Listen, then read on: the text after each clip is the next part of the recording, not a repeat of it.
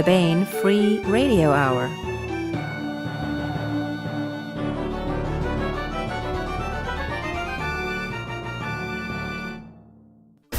On the podcast, what's that crater sparkle on Ceres that's winking at us? Could it be alien artifacts? Or a gateway to an alternate universe where gifting is a verb? Long-term bad hair and total muscular atrophy. Can a Translunar Biolab solve the big problem of human interplanetary travel? Plus part 50 of our complete audiobook serialization of Larry Correia's Hard Magic. All right now. Welcome to the Baen Free Radio Hour podcast. It's an honor to have you along. I'm Baen editor Tony Daniel. This is the 103rd Baen Free Radio Hour podcast we've done. Well, that is by my humanities major count, which is not entirely reliable, but usually approximately correct. So yay, we've broken 100. This time podcast senior correspondent and Baen Slushmaster General Gray Reinhardt continues with part 2 of his interview with Dr. Ted Roberts, discussing Roberts' article at Baen.com, outlining a plan for a translunar space-based biological research laboratory as an essential step toward long-term human survival in space. Good stuff there, and we continue with our complete audiobook serialization of Larry Correia's Hard Magic. It's read by Bronson Pinchot. First, here's the news.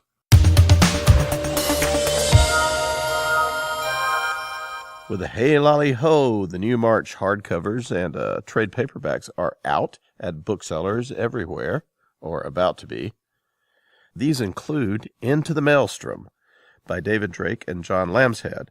This is Drake and Lambshead's sequel to Into the Hinterlands, and it is book 2 in the Citizen series, which, if you look closely enough, you'll see is cleverly conceived science fiction based loosely on the American Revolutionary War era. Also out is a new edition of Eric Flint's first novel, Mother of Demons. It's out in a beautiful leather-bound edition. This is a really fascinating book where you find a lot of the themes that you see in Eric's other work presented for the first time. We have an in-depth interview with Eric Flint talking about Mother of Demons on an upcoming podcast. In the meantime, if you want to read it, better get this one while the getting's good. Also available is new military fantasy anthology, Operation Arcana. There's some good storytelling in this one, and it is edited by well-known editor of Lightspeed magazine, John Joseph Adams. So good stuff. Into the Maelstrom, Mother of Demons, leather-bound edition, and Operation Arcana are now available at booksellers. Unless you're listening to this on Podcast Pub Day, in which case you'll have to wait until next Tuesday to get the print editions. I'll bet you can find the ebooks out there already, though. Just a hunch.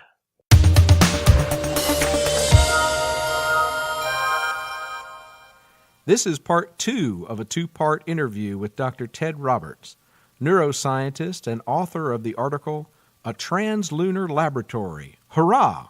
Available on Baen.com.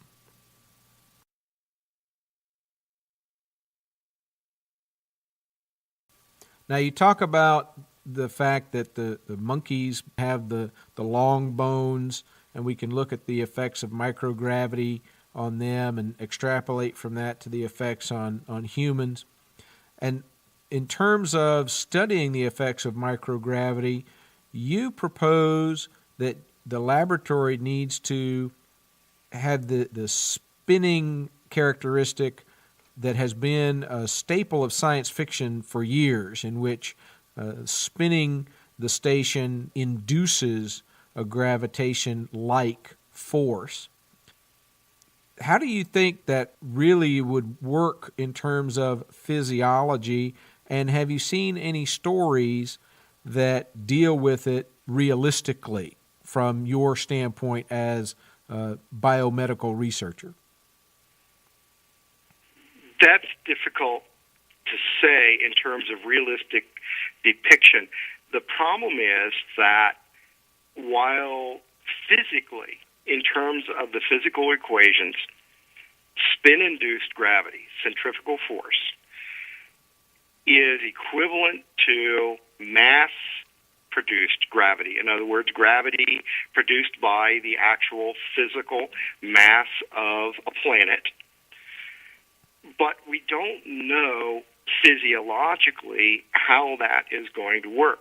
The point is that the standard gravity felt on the surface of the planet is always pointing in one direction.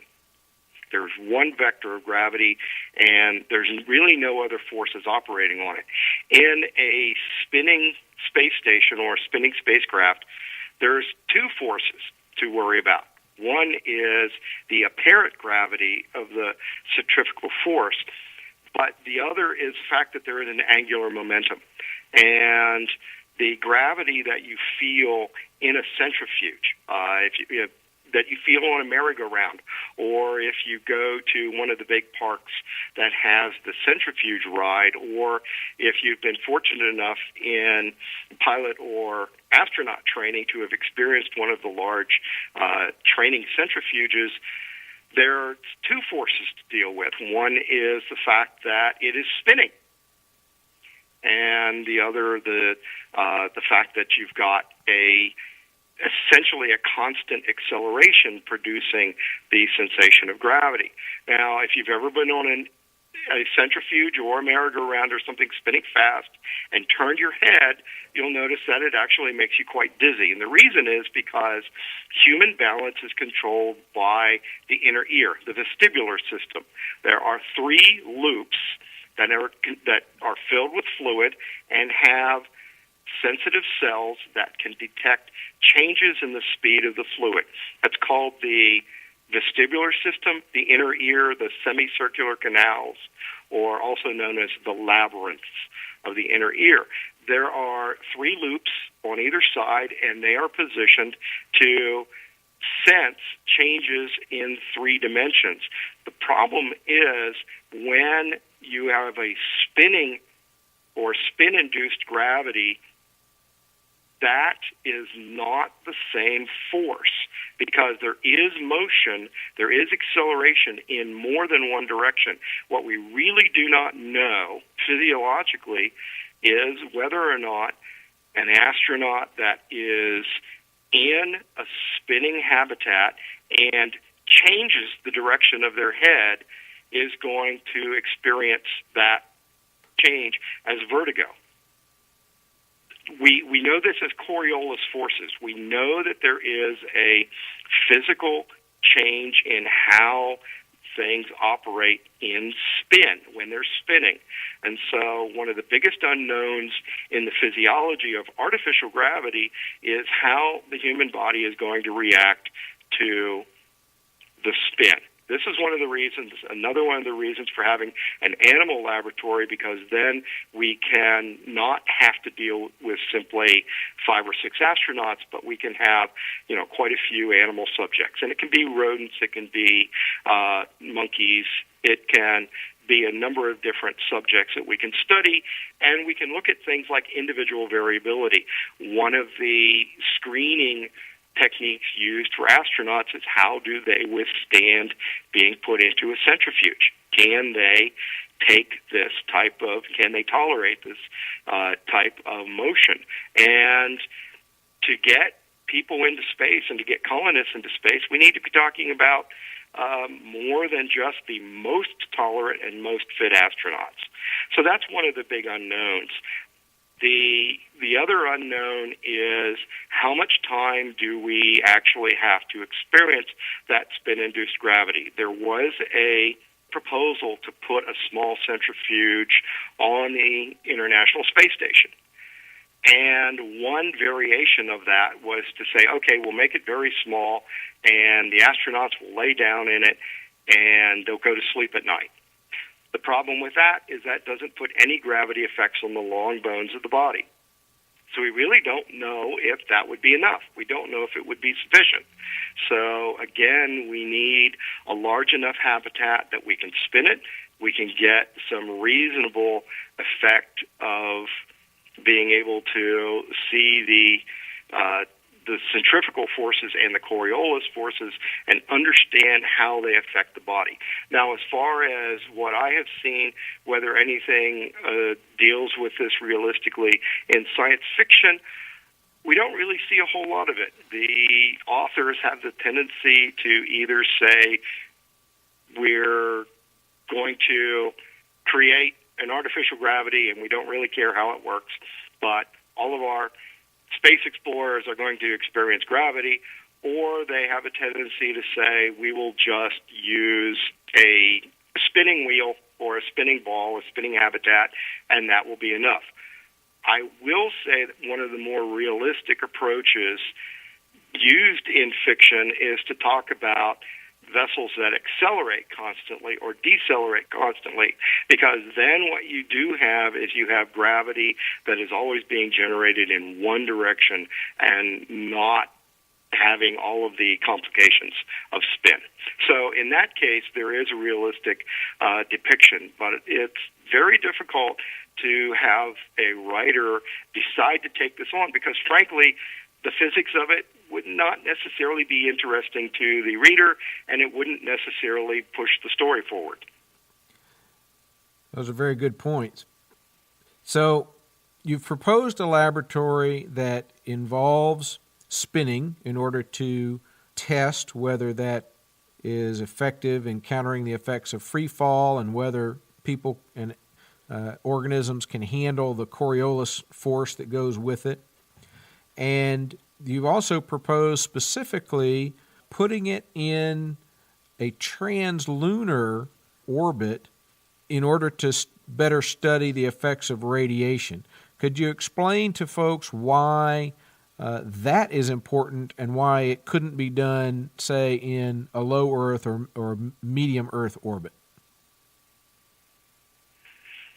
Well, the main reason is that low Earth orbit really is not exposed to all of the radiation that would be encountered by an interplanetary or an interstellar spaceflight.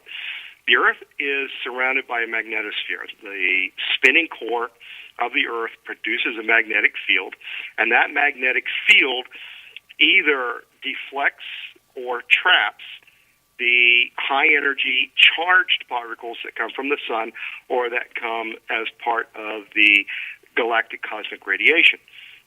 Part of radiation is heavy protons, electrons, and some very heavy protons. One of the ones studied a lot is iron nuclei that have been stripped of all of their electrons. So now what you have is a fairly heavy, I believe the molecular weight is about 56 molecular weight iron that is all protons and neutrons. So it's highly positively charged. Well, the Earth's magnetosphere can actually trap and either deflect or block that type of radiation. And the magnetosphere runs the major extent of the fairly tight magnetosphere is about 57,000 kilometers above the Earth, although there is a tail because the solar wind is pushing against the Earth's magnetosphere. There is a compression on the sun side, and there's a tail on the side away from the sun. It looks a lot like what you would see from a comet in terms of the solar wind affecting the particles that come off of a comet and making a tail. Well, the Earth has exactly that in terms of its magnetic field and the particles that come from the sun and from cosmic radiation. Well, the International Space Station is about 400 to 500 kilometers in altitude above the Earth. And low Earth orbit runs from about 1,000 to 2,000 kilometers. And geosynchronous orbit is about 35,000 kilometers, and yet the magnetosphere runs out to almost 60,000 kilometers. So any of those points above the Earth are still going to be largely shielded from the effects of radiation.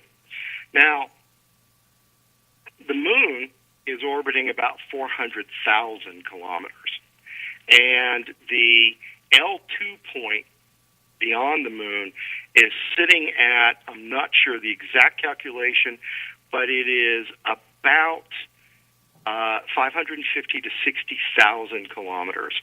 So in that position, it's actually out of the Earth's magnetosphere, and except for about 6 to 10 days when the moon is full, it's not even shadowed by the Earth. During that time, when the moon is full, the tail of the shock wave from the solar wind impacting on the Earth's magnetosphere will shadow the moon somewhat, or shadow an L2 orbit.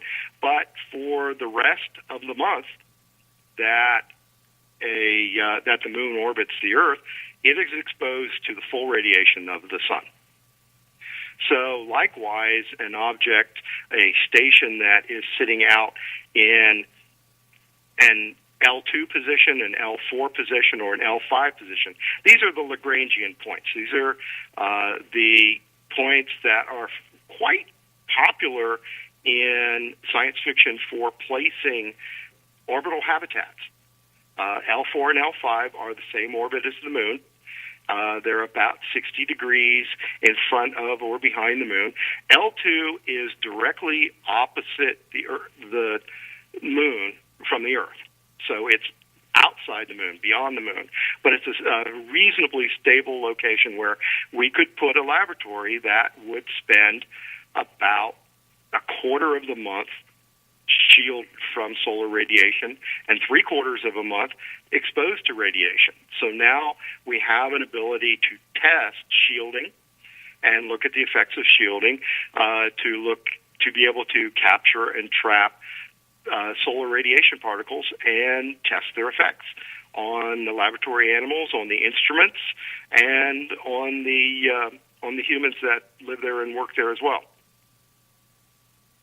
This is one of the most ambitious proposals that I have seen for any type of orbiting installation because it's got to be big enough, as you say, to spin and simulate gravity, and it has to be placed in a fairly inaccessible orbital location, which brings up to me what I'll call the $64 billion question, and that is, have you or any of your colleagues actually begun to scope this out to see how it could be done?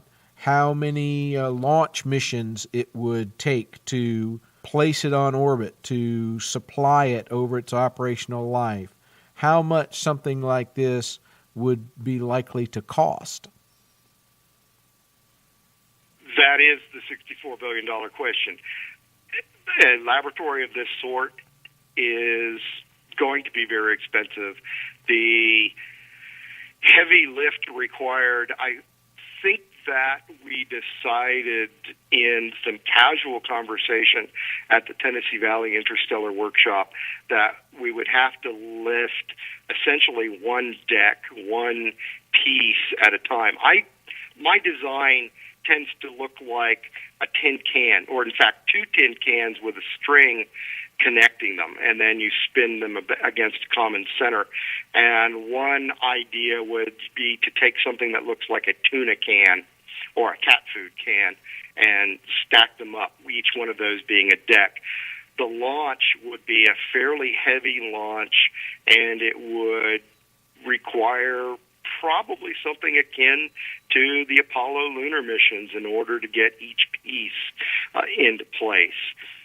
It may be the case for something like this that an L4 or an L5 might be a better location. It would be a little bit more accessible, but again, it would take the equivalent of a 3-day transit to get to that location, the same as the Apollo missions to the moon. So, no, it hasn't really been scoped out very much, and yes, I do expect it would be fairly expensive.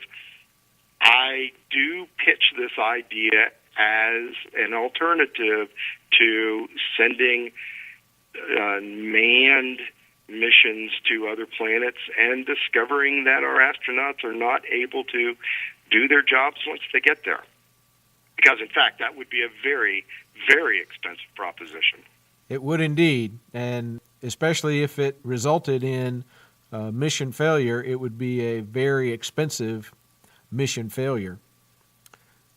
Well, it is an interesting proposal, and I do encourage our listeners to check out your article about it. But I'd like to shift gears a little bit right now and move away from this topic into something a little bit more general, because you have actually done research for a lot of different organizations, ranging from the National Science Foundation to DARPA, from the National Institute on Drug Abuse to the Office of Naval Research. And I wonder if you could tell our listeners about any particularly interesting or surprising findings that you have come across in your research. That's a very good question. Throughout my career, most of what I have studied has been how the brain works, and in particular, how memory works. I started off, I believe you mentioned at the start, over 100 papers. I've been in the field for about 35 years. And during the time, a lot of work was spent studying the effects of drugs of abuse on memory, and I then moved on with some of the more recent projects that have looked at some of the more esoteric applications of the research into neuroprosthetics and now to effects of radiation on memory. And I'm starting to take a look at some means of possibly alleviating or at the very least predicting effects of epilepsy in the brain. One of the more interesting things that we have found is that when a brain, and in this case I'm going to talk about mammalian brain, not simply limiting it to human brains, when a brain does a memory task, the best example would be a person drives to work or drives to the store and they park in a particular place. And they go into work or they go into the store, come out and have to remember where they parked. And that's a problem. How do you remember where you parked? This is called working memory. We don't have to keep it for very long. We keep it for a few minutes to a few hours. And we can mimic the effects of working memory in a laboratory with a laboratory animal by having them do a task that requires them to remember a location or an object for a few minutes and then use that stored memory and go back to say, okay, this is the response that has to be made because I know I'm in the same place, or I know this is the same object. Make the response, and then move on and do it again and again and again and again with different information each time. Well, what we find is that there are parts of the brain that have very, very highly specific activity in terms of the different brain cells that become electrically active at the time when memory is encoded and when the memory is retrieved. So one of the more fascinating things that I have been involved with throughout my career and right up to the present day is looking at that activity and saying, can we as researchers, as observers, observe a pattern that is repeatable that says this is the information, this is the memory that's being stored. And that is something that is behind the push to be able to create an interface between a brain and a computer, interface between a brain and a machine. Say, for example, for a prosthetic, there is some fascinating work that has come out of the attempts to build artificial limbs that are controlled strictly by the activity of neurons, of brain cells, and of being able to develop some ways of interfacing directly with computers, and eventually to have those computers interface back to the brain, providing information. But it all stems down to, can we identify specific patterns of activity of those brain cells, of those neurons, that represent a specific piece of information that the brain has processed, and in this case, in memory. That's what I've been working with. We've got some really neat stuff, including a demonstration last year where we could show that information could be picked up out of one rat brain and made available to another rat, and they could use it to perform the task using the memory, the exact same information that another rat had done. And in this case, the second rat had not ever been trained to do the things that the first rat had done. So we were able to transfer memory and show that that was effective. It's a really neat, very exciting finding. That is absolutely fascinating. And I one of the things I love is your willingness and enthusiasm to share all of this information with as many people as you can. For instance, I understand that next month you're giving a presentation at the North Carolina Academy of Science that's called Promoting Science Through Science Fiction. And I don't know whether that's open to the public. Maybe you could speak to that. But what are some of the other things that you do to bring science to the public? Well, in terms of the North Carolina Academy of Sciences, that meeting is open to the public. You can go to the website. I don't have the URL directly in front of me, but you can search NC Academy of Science and take a look for their meeting that'll be held in March. I do not know the particulars, but I do know that there is a sign-up that says, I want to attend the meeting. So you can, so it is publicly available. This actually came about because of a colleague that knows that I talk to science fiction authors and write a little bit myself, and said, one of the things we have as scientists is a problem being understood by the public. And I said, yeah, I know. This is something that I like to do. She said, well, what I'd love for you to do is talk to your fellow scientists about how to talk to the public through the realm of science fiction, which is the sort of thing that I really do enjoy doing. And some of the activities include science fiction conventions where there are panels that are specifically about science, but also panels where we can discuss, well, what type of science was put into this zombie novel? Can there be such a thing as a zombie apocalypse, a zombie epidemic? Well, it all depends on whether you want to talk about supernatural zombies, or do you want to talk about something scientific in which there might be a drug or might be a virus that affects a particular part of the brain, that affects memory, that affects the ability to make decisions, what we call executive function. So this is one of the ways that I interact with the public, is to do these what-if ideas. How can we take what we know in science and apply it to the public? At the same time, how can we look at a number of the science fiction ideas that the public is exposed to? Science fiction is very prevalent in our society. If you look at the top movies, we find that science fiction and adventure and even fantasy are the top most popular movies, a number of TV programs, and it is commonplace now for people to understand what was the TV show The $6 Million Man. The $6 Million Man is something that inspired me when I was a student getting into the field, and it was science fiction. Martin Caidin was the author who wrote the books that were behind what became the TV show and the movies that came out of it. But it was science fiction. The level of interfacing between the brain and the bionic prosthetics did not exist. The show was more than 30 years ago, almost 40 years ago, and it proposed things that did not exist then, but as a matter of fact, they exist now. So we live in a science fiction world, and one of the best ways to get people to understand the real science is to relate it to science fiction, and that's what I love to do.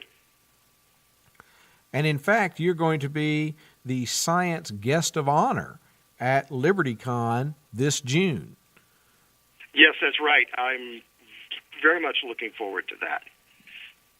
LibertyCon is a nice, small, casual convention that has a lot of people in the sciences involved and who attend. Several of the past science guests have been Les Johnson, who does work for NASA, Travis Taylor, another Baen author who has multiple degrees in physics and who is a very engaging, entertaining scientist and speaker and author. Stephanie Osborne, Catherine Asaro, a number of people with solid science credentials have been science guests of honor. I am quite honored myself to be on their roster this year with David Weber as the author guest of honor.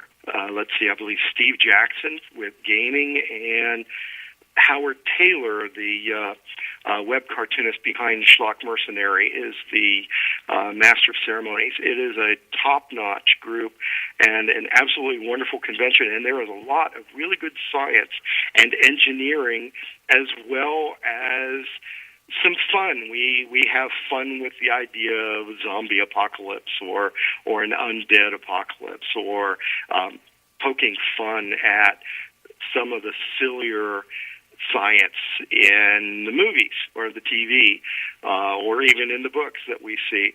But there's also some really very solid literature and science fiction and fantasy discussed as well. And a lot of authors come out to sit and very casually talk with the fans. So it is a fun convention. As for what they're going to be doing with me, I understand they're going to work me very hard. And we will be having some interviews about, very similar to this one, about what I do in the laboratory and some of my finding and some of my publications, and a few fun things, too. There is a Mad Scientist panel where we discuss the top science stories of the year, whether we agree with how they were covered in the public or not, how they were covered in the press, or what we think might be the big science discovery of the next year, or the next 5 years, the next 10 years. It's an excellent convention for people who like science and science fiction and fantasy. Well, congratulations on being named the Science Guest of Honor. Do you want to mention any other appearances that you're going to make? And how can folks keep up with what you're doing?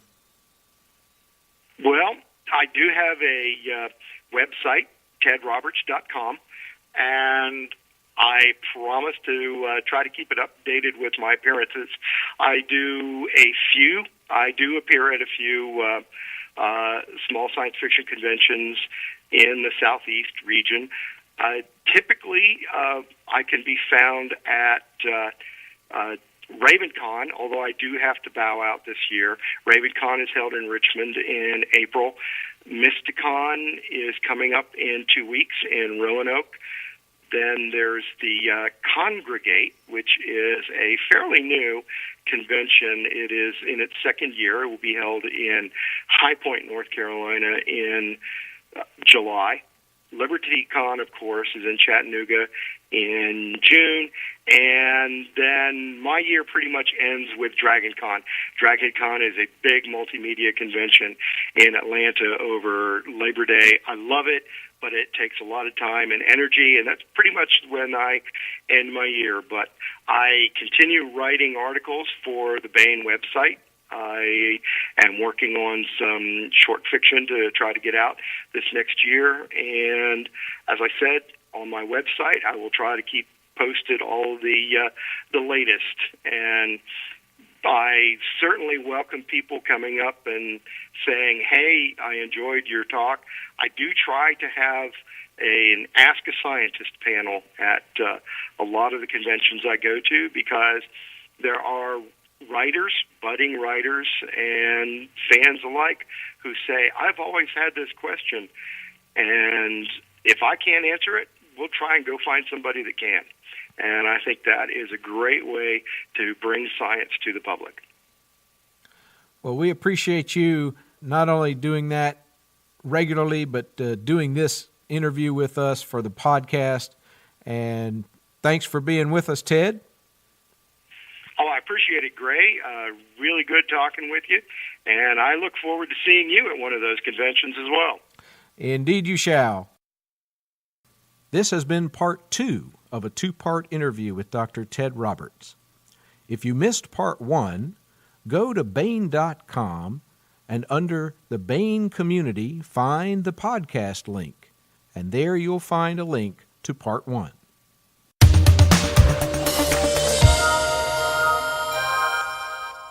Now here's the complete audiobook serialization of Larry Correa's Hard Magic, as read by Bronson Pinchot. This portion of Hard Magic is provided by Audible.com. Get the complete audiobook at Audible.com now. If you're not a subscriber, you can get the entire audiobook free, or choose from more than 100,000 other titles when you try Audible free for 30 days. Here's the setup. It's the 1930s in America, but this is an America that's been magically changed.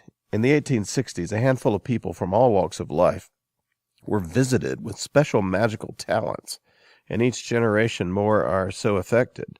These people are called actives. Most actives use their power for good. Some don't. Jake Sullivan is a private eye. He's also a former soldier, an ex-con, and an active heavy, the type of active that controls the force of gravity. Jake is very good at it. Jake has been recruited by a mysterious secret organization of actives dedicated to seeing humanity through a possible magical-based apocalypse. They are known as the Grim Noir Knights. According to the Grim Noir Knights, something bad is on the way, and only actives like Jake stand a chance of stopping it before humanity is enslaved. Here's Bronson Pinchot with the complete audiobook serialization of Larry Correa's Hard Magic.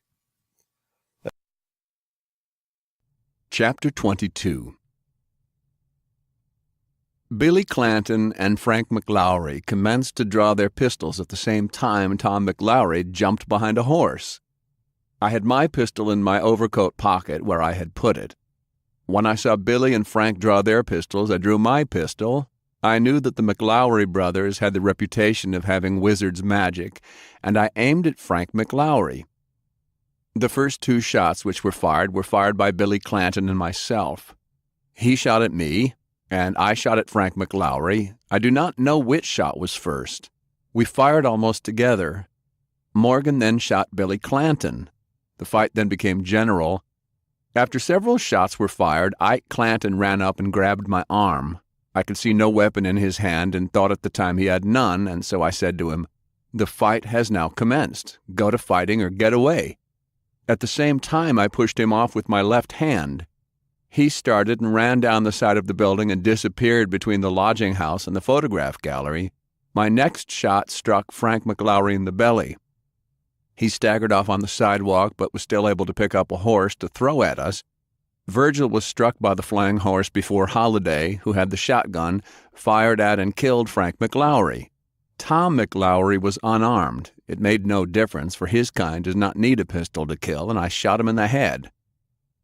Testimony of Wyatt Earp, Tombstone Epitaph, 1881.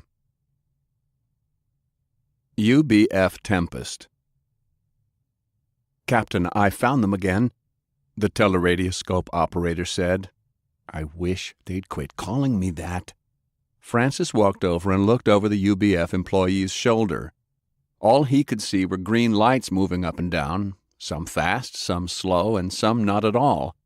They'd tried to explain to him how the machine worked, but it was all about electrical resonance against metallic objects and the frequency and speed of return and traversing whatnots and so forth, and it just made him want to drink really bad.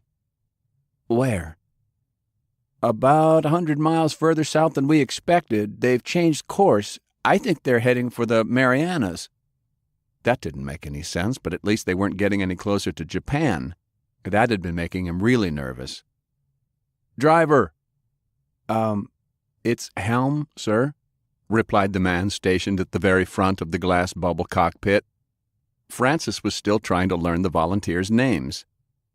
"Very well, Mr. Helm," he said, and couldn't figure out why that caused Lance to snicker. "Follow that blimp." Lance was sitting in one of the vacant chairs in the command center with his boots up on a bank of sensitive electronics.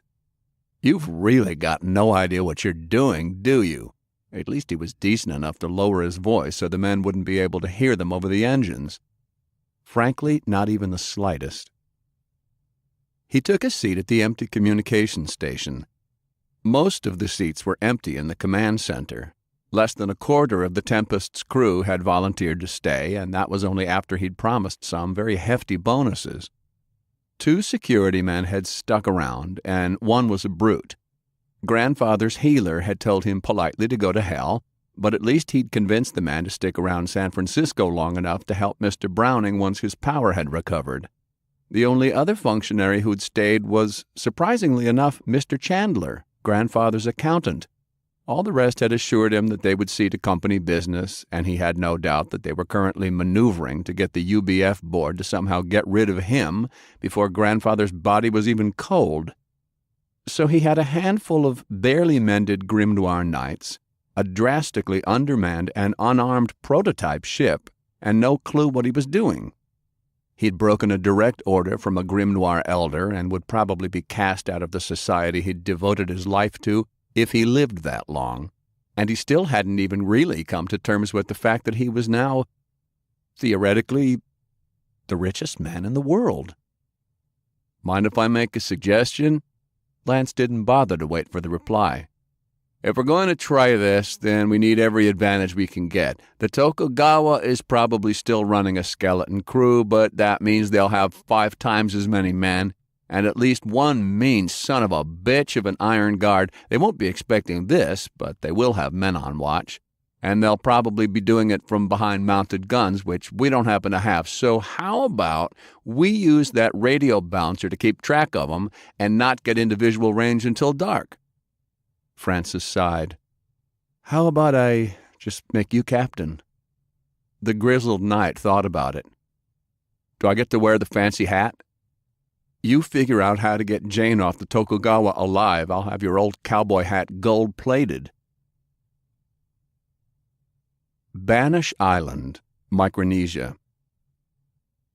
Pirate Bob Southunder, scourge of the South Seas, terror of the Marianas, killer of men, sinker of ships, and general pain in the Imperium's rear, took the time to pass out treats to all the village children like some sort of kindly South Pacific Santa Claus before joining his men on a mission. "Where'd you get the Mr. Good bars?" Sullivan asked as Southunder gave a candy bar to a kid, patted him on the head, and sent him on his way.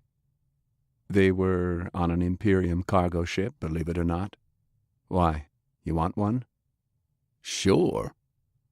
As a general rule, Jake Sullivan never turned down anything free. The 2 of them walked up the forest path toward the remains of what had once been a mighty volcano. There were 5 heavily armed pirates right behind, and he was sure that was no accident. He'd not yet earned Southunder's trust. The pirate had refused to talk further about the G-Hotel yesterday. He'd slept in the village as a guest, but he'd seen the occasional flashes of cigarettes glowing in the jungle from the men assigned to watch him all night. He'd woken up with one of the Japanese serving girls crawling onto his sleeping mat, but he'd turned her away as politely as he could without her speaking hardly any English. "No like girls?" "No, like girls just fine." "No like me, then?" "No, you're nice." "Oh, have girl already?" Yeah, something like that." She'd left him alone, and he'd gone back to staring at the tin roof, hating himself because he'd finally fallen asleep again, only to catch himself dreaming of Delilah's body, her soft skin pressed against him, his lips on her neck, and he had awoken again, cursing himself as a selfish, pathetic failure of a man. He'd lain there awake until the sun came up. They'd eaten breakfast in silence, more fish, fruit, and wild boar. None of the pirates commented on the .45 on his hip or the automatic rifle he'd reassembled. They might not trust him yet, but anybody worthy of sharing your hospitality should be worthy of helping to defend it. The men had been excited. Something was happening. After breakfast, Southunder had invited him on this walk. "Are we going to destroy the geotel now?" he asked. "It's not here," Southunder answered. "I don't care where it is, as long as it gets broken into a million pieces and burned. Are we going to go get it then?" "I've kept it safe since you were wearing short pants, Mr. Sullivan. A few more hours won't kill you." "Nope, but if the chairman gets it, he'll kill the whole world." Laughter always seemed to come easy to Southunder. "Truth be told, I'll be glad to get rid of it. I would have gone last night, but my ship was still getting patched from our last job. I didn't dare keep it with me, because if they found me, they'd find it. No, not even Pershing knew exactly where it is, for exactly that reason. I'm the only one who knows. It's well hidden. We'll dig it up later." Sullivan stopped walking right in the middle of the trail. The men following paused, uneasy. "You buried it?" "Well, of course. I'm a pirate," he answered. Sullivan shook his head and went back to walking. "Pirates and buried treasure. I can't believe this. So where are we going?" "We have a train to catch, and you wanted a chance to earn my trust." The dirigible was sleek, of a design that he'd never seen before. It was a single hull with one lightly armored bag. It was a hybrid with 2 lifter wings folded in so that it could fit inside the hollow formed by the partially collapsed volcanic cone. There were 4 engines, big gleaming things with propellers longer than he was tall. Sullivan walked under the cabin, dodging between the tie ropes as the crew let it gently rise. There was no top structure. Everything was under the gas bag like they used to build them. It was remarkably streamlined for such an older design. Even the front of the cockpit was a circular mass of glass and aluminum struts with not a square edge to be seen. The cabin stretched from the very front to the very back, so seamlessly melded with the gas bag that it might as well have been one piece. It might have been old, but it was well cared for. The brass fittings gleamed. Every inch of hull was freshly painted, light gray underneath, dark blue on top. On closer inspection, none of the parts seemed to match. The exhaust pipes on one side were different than the other. 2 of the engines were different designs. As he studied it, he realized that the whole thing had had so many parts replaced from scavenged or captured vessels, it was hard to tell where the original ship began. "Isn't she beautiful?" Southunder asked. "It's an actual Zeppelin, not some poor Stuyvesant UBF knockoff, but handcrafted by the finest airship cogs there's ever been." "It looks old," Sullivan said. "Aged, like good cheese," Southunder agreed. "It don't have much armor." 200 feet of raw speed. I could cover every inch in dreadnought plate, and it wouldn't help us beat the entire Jap Navy. We strike quick and get out. The bag is divided into locking cells. We could lose 3/4 of them and still limp it home." "Hydrogen?" Hydrogen blimps made him nervous. "Not a lot of helium out here," he said. "Don't worry, I've got a torch." A torch, as in one. And if they lost their man who could control fire and then took a hit from an incendiary round, "It don't have many guns." "We don't slug it out with Kagas, Sullivan.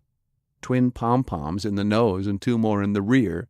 One of our mutual friend John's big 50 cals on either side to keep the fighters off, and a few rail-mounted light machine guns, plus we've got 2 fighters on board, top-of-the-line Curtiss R-5C Raptors, most maneuverable biplane in the world."